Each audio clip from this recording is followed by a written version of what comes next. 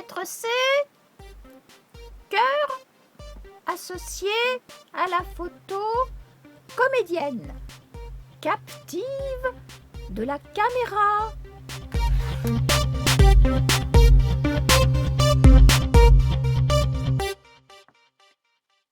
Une grande femme, visiblement à la cinquantaine, sort d'une bouche de métro quartier Montparnasse. C'est une fin d'après-midi de début d'automne. Le soleil, devenu timide, tente à décliner. D'allure sportive, cette femme se dirige, allègrement, vers la gare SNCF et va s'accouder à l'une des barrières métalliques qui ceinturent en partie le côté gauche de l'accès à la gare. Elle regarde sa montre. Rencontre programmée. Détaillant rapidement les allées et venues de personnes plus ou moins pressées qui se croisent devant elle, elle guette.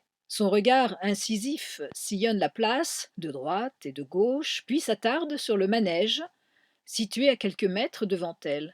Des enfants profitent des chevaux de bois en riant. Et elle en oublie un instant sa quête visuelle. Son esprit vagabonde. Les images d'une bande-annonce qu'elle a vue et revue sur son ordinateur, désormais connecté à Internet, lui reviennent en mémoire. Il s'agit du film symphonique d'Ogora Ouvrons les yeux de Patrice Lecomte. Un sourire autant affectueux qu'énigmatique s'esquisse sur ses lèvres. Elle se souvient alors qu'elle attend quelqu'un et se redresse brusquement. Elle change de place, se rapproche de l'entrée centrale de la gare. Estimant meilleur son champ visuel, elle ignore par quel côté la personne va l'aborder, elle s'arrête. L'espace vital que son attente requiert est suffisant. Elle consulte une nouvelle fois sa montre, et aussi son téléphone portable qu'elle sort de sa poche. Pas de message, tout va bien. Elle est presque toujours en avance pour une entrevue, mais ça y est, c'est l'heure. Elle sent son cœur frémir comme pour des retrouvailles galantes. Ce n'est pourtant pas le cas. N'est-ce pas ridicule? Rien à voir avec un rendez-vous entre Félix et Lola. Elle vient à peine de remettre son téléphone en place qu'elle voit s'avancer vers elle, à une trentaine de mètres, une petite femme du même âge qu'elle, au pas pressé, qui lui sourit. Elle lui sourit à son tour et marche à sa rencontre. Je t'avais dit devant l'entrée de la gare, c'est là, pas là, dit la petite femme, en faisant de grands gestes et en l'embrassant. Pardon, mais là aussi il y a des portes, rétorque la grande femme. J'avais une chance sur deux, ajoute-t-elle, amusée. Toutes deux entrent dans la gare et décident de s'installer au fast-food, près des voies, à une table tranquille, parfaite pour des confidences trop intimes. D'escalator en escalier, elles parviennent au dernier étage, mais la longueur de la file d'attente devant les caisses les contraint à renoncer et imaginer une autre solution. Redescendons. Je connais un autre endroit dans la gare, dit la petite femme, on y sera bien. La grande femme s'approche de l'une des balustrades, telle la fille sur le pont, et regarde, effarée, la gare de plus en plus grouillante de gens divers, des personnes avec ou sans valise, des enfants palichons, les bronzés du dernier été, disparaissant peu à peu à cette période. En attendant, les bronzés font du ski pour l'hiver suivant. On pourrait continuer et ajouter les bronzés 3, etc. Nous n'avons pas même une heure avant le départ du train, s'inquiète-t-elle. Nous aurons le temps, ne t'en fais pas, suis-moi, dit la petite femme pour rassurer sa compagne. Au détour de l'escalier, à l'étage du dessous, la grande femme aperçoit un petit snack-bar où il y a peu de monde. Elle le désigne du menton à la petite femme, tout en se dirigeant vers cet endroit relativement calme. Ah non, dit la petite femme dans un cri étouffé. Regarde, il y a des gens qui fument dans la salle, au fond. Tu sais bien que cela va me rendre malade.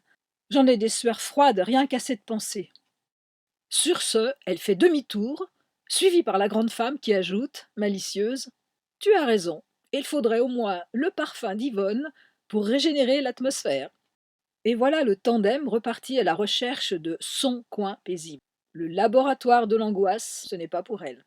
Et finalement, l'idée de la petite femme s'avère la meilleure. Ayant acheté la boisson immonde, qu'elle ne boive que dans des circonstances exceptionnelles, et light pour l'une des deux, elle s'installe à une petite table ronde. Leur fébrile recherche prend fin. Assises l'une en face de l'autre, elles se regardent droit dans les yeux. Pas besoin de paroles, elles se comprennent en cet instant important. Alors, raconte s'exclame la petite femme. D'abord, merci d'être là, cela me fait vraiment, vraiment chaud au cœur. Tout à l'heure, c'était pour moi La rue des plaisirs en t'attendant dehors. La grande femme s'amuse de cette image empruntée à un grand réalisateur français. Depuis que tu es parti, on se voit bientôt plus qu'auparavant, reprend la petite femme. Avant, quand tu habitais dans Paris. Mais au fait, où loges-tu cette semaine? Mon amie Lily, tu sais, la veuve de Saint-Pierre, est en province pour 15 jours et m'a confié les clés de son appartement. C'est à 2 rues de la gare. Si tu veux, tu peux venir y dormir au lieu de prendre ton train. Viens chez moi, j'habite chez une copine. Demain matin, tu seras tout près de ton bureau. Non, je préfère rentrer, merci. Mais raconte, tu as certainement fait la tournée des Grands-Ducs, tel que je te connais. En effet, contre l'oubli, j'ai un remède infaillible. La petite femme apprécie et enchaîne. Qui as-tu vu, par exemple? L'artiste. Lui qui peint le tango comme personne? J'ai calculé qu'en une semaine, j'ai vu une bonne trentaine de personnes, et chacune d'entre elles a représenté l'une des différentes étapes de ma vie. Tout d'abord, je suis allée visiter mes parents, qui me connaissent depuis ma naissance, et pour cause. Elles éclatent d'un rire commun.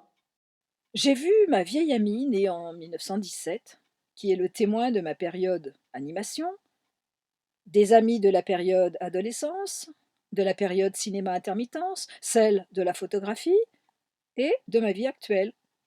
Oh, c'est trop long et pas vraiment intéressant. J'imagine pourquoi tu sembles un peu fatigué ce soir. Bah, j'ai essayé de rentabiliser au maximum le voyage dans la capitale, en plus des démarches prévues initialement. La grande femme semble soudain plus détendue. En effet, depuis le début de la conversation, elle répondait aux questions en jetant des regards vers les autres, rares consommateurs, et s'efforçait de ne pas projeter la voix. Le côté lumière et compagnie d'un lieu public n'est pas sa tasse de thé. Non loin d'elle, un couple vient de quitter la table qu'il occupait, et vers le fond de la pièce, plus aucune présence qui pourrait la gêner, comme si on avait lancé à la cantonade Circuler, y a rien à voir.